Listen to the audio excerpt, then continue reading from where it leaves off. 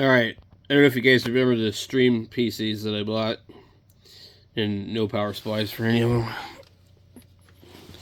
And they just show a power supply on the back, and I can't remember, they indicate what the polarity is.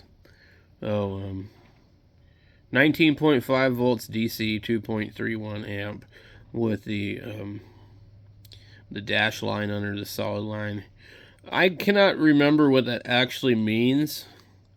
Like, top is positive and something like that. Anyway, it does show you the polarity. If they're flipped around, it'd be the other way around. I found at one of these other thrift stores today, I found HP power supply. So let's take a look and see. You almost need the camera just to read it. Can we get it to focus? It really doesn't want to focus. Okay. What do we have here? 19.5 volts, 2.31 amps when the dashes are on the bottom. And I honestly think that this is from one of these.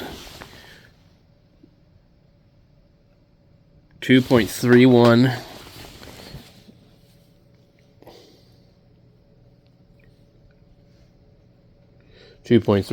This is, if not for one of these, one of their laptops. But it's quite possibly the exact one for this thing. So, that's really cool. I have a universal adapter that I bought for $20 at Walmart, but this was 99 cents, and it's actually probably the one that goes to it. How cool is that? Just sort of stick out a little further, but anyway, that's cool. So I just need to be on the lookout for like one more or two more of these. And if I wanted to sell one of these, I would definitely need more of these. They're just a really weird cable. And I don't know why they decided to use that. They couldn't use the regular 19 volt. They've got plenty of room to use a full size, 19 volt laptop plug, but they decided to do this instead. So this one is actually a Pavilion. Pavilion mini desktop. And then the other ones are called a Stream, I think. Yeah, HP Stream mini desktop. One of them, I don't remember, but I think these all have, these slower ones have a slower processor, but they have M.2, but it's probably M.2 SATA, not NVMe. So they have basically solid state SSD.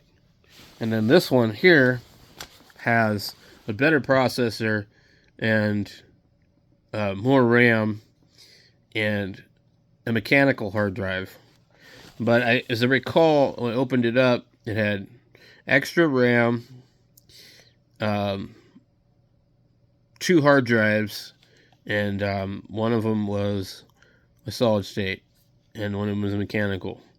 And then these ones don't have a mechanical drive, and they're missing the cable that you would need to add a mechanical drive, which is really a pain in the butt. So there's on this board you'll need a special adapter to run a SATA. So honestly, like these things, the reason I bought them was they're cheaper than a Raspberry Pi. And so I wouldn't expect them to really do anything more than I would expect a Raspberry Pi to do, because otherwise you're going to run into heat issues and things like that. But you have an HDMI, you have DisplayPort, you have Ethernet, you have 2 USBs, you have headphones, and you have a card reader. And then on the front you have 2 more USBs. So how cool is that? So I'm sure that that's the correct power supply for that. I don't want to boot it up without anything hooked up, because I installed the OS on them and I don't want it to like be funky. A lot of times these computers, it seems like lately Windows in particular has been fussy like old computers. Like, oh, you didn't shut it down correctly? Oh, okay, now all of a sudden the thing won't start. So anyway, it was really cool finally finding one of these, because I've had these for a while. Let's see what the date is on this. I've had them for a couple months, so yeah, we're on the 3rd month of the year. I got these at the beginning of the year. So, finally found one.